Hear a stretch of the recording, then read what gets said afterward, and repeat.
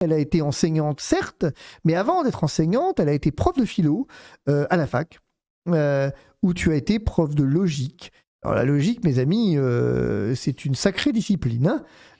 Il y a un très bon ouvrage écrit par Bruno Couillot sur la question, il y a un traité de logique, mais mon Dieu, c'est fondamental comme matière, mais c'est très difficile. Et je suis toujours extrêmement admiratif devant Claire qui a réussi à enseigner cette discipline absolument redoutable. Et donc, enseignante en logique, puis tu as passé le CAPE pour être enseignante dans le public, où tu as dans tes stages vu différentes classes pour te fixer par choix en maternelle, grande section, je crois, où tu as été également directrice d'établissement avant d'arrêter, parce que tu as choisi d'arrêter. Nos enfants. Tiens, d'ailleurs, ça m'amène à une question que je voudrais te poser rapidement. Ça te manque pas? Je veux dire, tu as arrêté, pour situer un peu le contexte, tu as arrêté à la naissance d'Augustin. Et tu n'as jamais repris, finalement. Non, parce que les circonstances de la vie ont fait qu'on avait déménagé, que mon poste était dans l'Oise et nous, on habitait à Tours. C'était pas très près. Oui, tu aurais pu demander ta mutation. Je ne l'aurais pas eu dans les circonstances.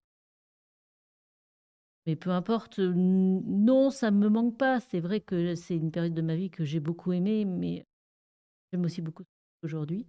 Et donc, ça ne me manque pas. Et alors, moi, c'est une question qui m'interpelle.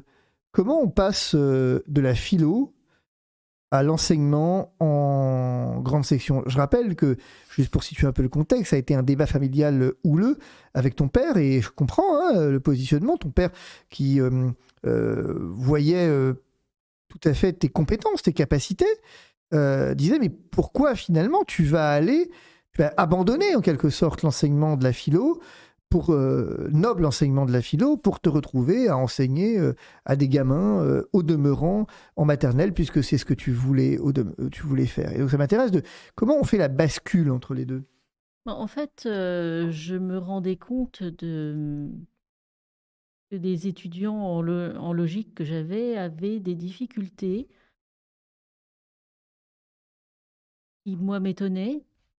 Et je me suis dit, des difficultés d'orthographe, des difficultés de raisonnement logique que j'avais du mal à comprendre. Hein. Et je me suis dit que, comme les psychologues nous disent que tout se joue dans la petite enfance, je me suis dit que les bases des apprentissages aussi se jouaient dans la petite enfance. Que si on avait des bases solides au début de sa vie, dans son apprentissage, on allait pouvoir construire dessus.